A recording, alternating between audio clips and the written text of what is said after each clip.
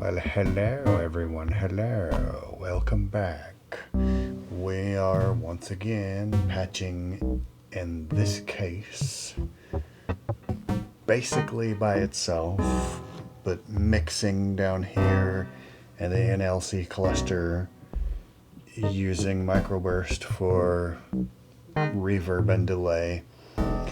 And this is a thing that I would probably take with me if I played out. This is my other pod. It's full of passive control modules.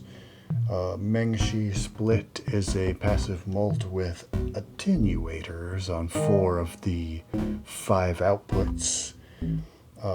This is the Zlob Attenumix, which is an extremely lossy passive mixer, but you can use each channel as an attenuator, and it's really handy for that. I also have some toggle switches that I can use to turn parts on and off.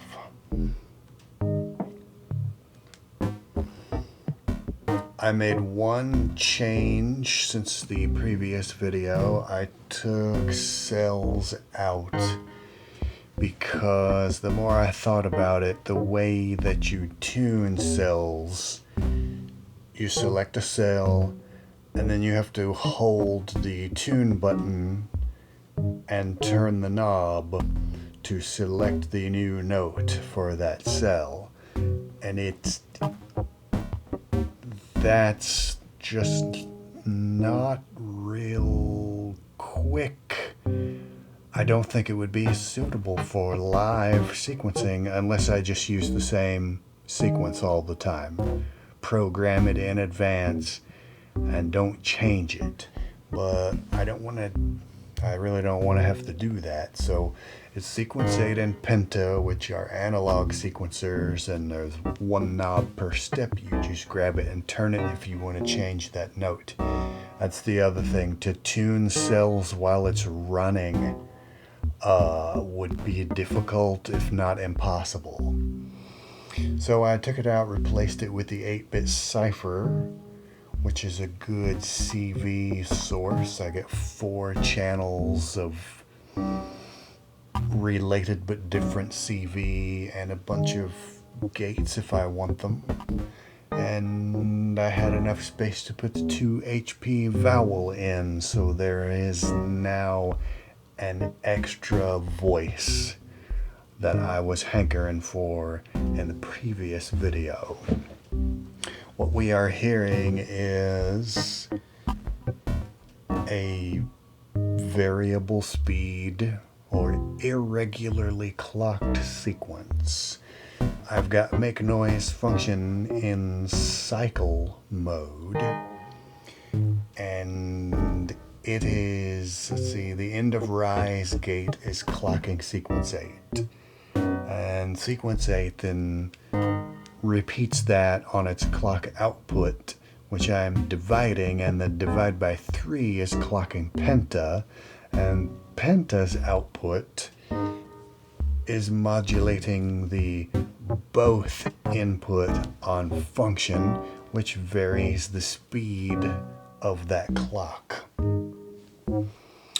Penta is also Penta's modulating a bunch of stuff.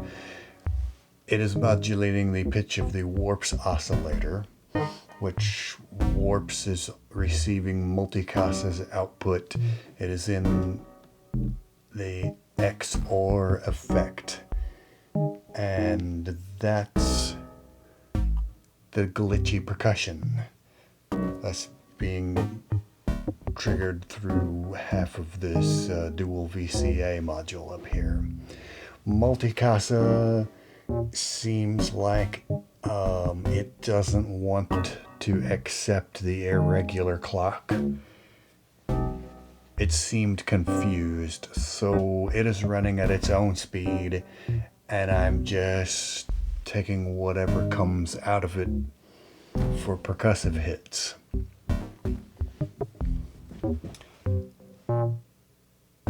We're also hearing bass and the chord channels of the ensemble going through the two halves of the LXD.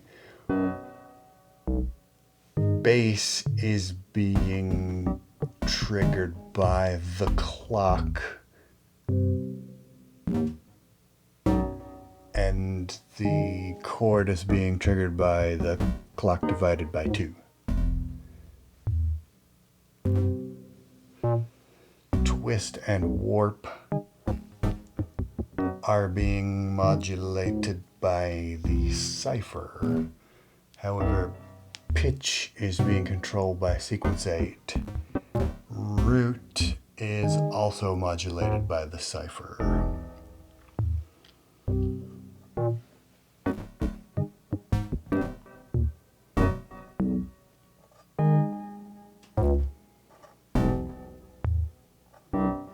And here is 2 HP vowel.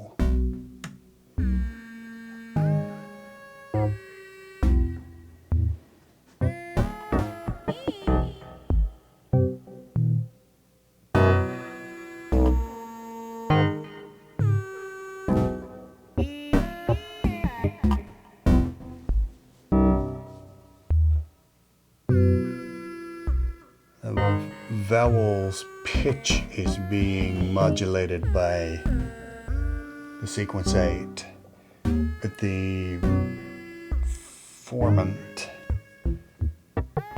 is being modulated by penta, and the vowel is being modulated by the cipher.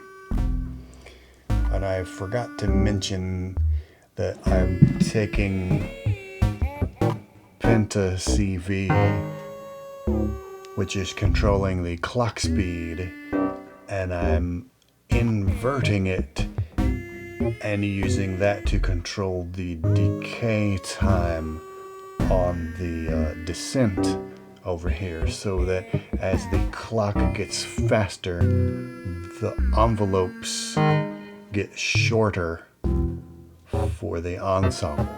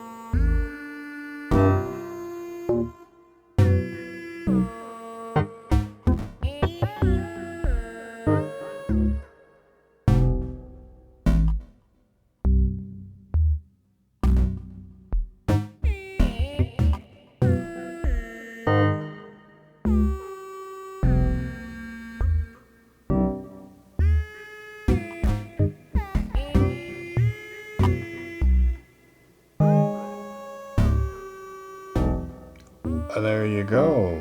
That's pretty interesting. Again, it's like then the challenge is to then take that somewhere else. And I don't know how I would do that because I'm using just about everything in that case. However, I think this is a really good combination of modules. I could do a lot with this and the accompanying peripherals. Like I said, I've got that small Pulp Logic case with a mixer, a delay, and a reverb in it. And then like the little control box I could easily bring too. And it may never happen, but I'm dreaming of a day when I might play this somewhere else. But yeah, I think it's coming along. Anyway, Patreon, Bandcamp, Ko-fi, those are all there if you're curious. And that's it. Thanks for watching, and I'll catch you next time.